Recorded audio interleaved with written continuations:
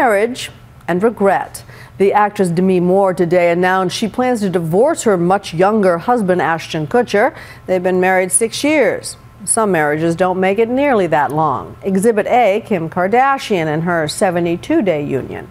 The authors of a new book say, don't be shocked, 30% of divorced women put on that white dress and marched down the aisle even though they had a sinking feeling it wasn't going to work. The question tonight is, why do they do it? Here's ABC's Andrea Canning. It was billed as Kim's fairy tale wedding. It cost a reported $10 million with a custom dress by Vera Wang, $15,000 wedding cake 6 feet tall, and that multi-million-dollar deal signed with E! Entertainment to make it a television spectacular not to be missed. You may be seated. But in the end, it all added up to a fizzled fairy tale that lasted just 72 days. Was it a hoax? Was it a scam? Shockingly, Kim says no. It was really just a big mistake. I'm married for love, she told her fans. I want a family and babies and a real life so badly that maybe I rushed into something too soon.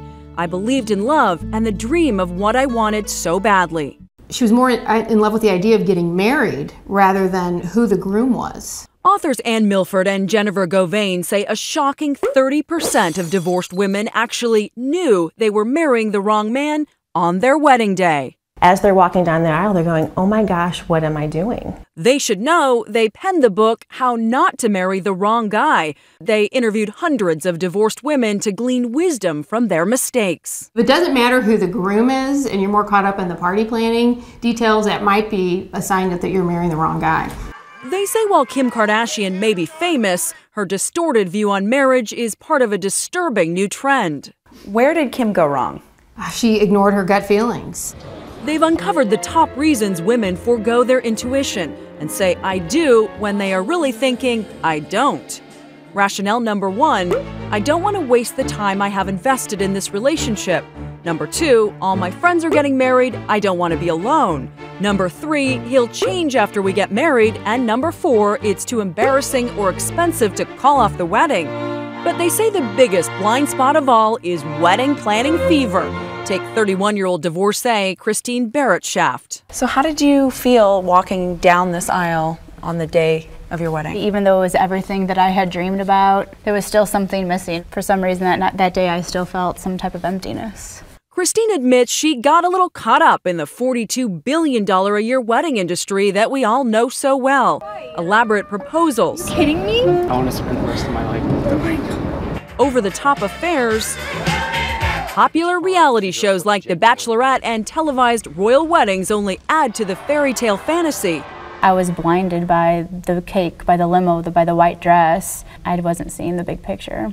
Christine felt canceling the wedding would be too overwhelming and disappointing to others. How do you feel when you're taking such important vows before God that you know really aren't in your heart? Yeah, I don't think I was thinking clearly. She hoped the relationship would improve after they were married, but within 4.5 months, she had filed for divorce. This wasn't the husband that I pictured in my fairy tale. Yeah, I shouldn't have walked down that aisle. Christine Zika is another bride who says she knowingly married the wrong man in 2002. And when you see this wedding dress, what do you think? I enjoyed this dress. I did enjoy that day. Did you enjoy the dress more than the man? Probably, yeah. That's the reason why it's still here and the man isn't. At the time, she was 31 going on 32 and felt the pressure to tie the knot as soon as possible. Did you love him in the right way? I think not. I loved him because he was there and he was going to be able to give me the things that I wanted at that time. Within 7 months, they were separated. Within 2 years, they were divorced. It was all the reasons why I knew I shouldn't have married him in the first place. A lot of women will say, if it doesn't work out, I can always get a divorce. And they underestimate how painful of an experience divorce is, even if you're the one who serves the divorce papers. Milford herself averted a divorce disaster when she was 29 years old by calling off her own wedding 5 months into the engagement. I put on a dress and I looked in the mirror and I felt like I was in a costume. I just knew it wasn't going to work. But most women don't have the courage to jump on the proverbial horse like Julia Roberts' character in Runaway Bride. And it's not just women who feel uneasy about the commitment. Remember Matthew McConaughey in The Wedding Planner? Why do you want to marry me? You're trying to dump me on the day of my wedding. Men also go through with weddings they know they shouldn't. Their rationale? I don't want to disappoint this woman. I don't want to disappoint her family. Their best piece of advice for brides and grooms with icy cold feet is simple.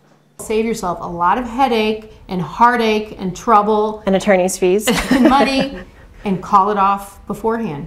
Don't say I do when you want to say I don't. As for living happily ever after, there's always Act 2.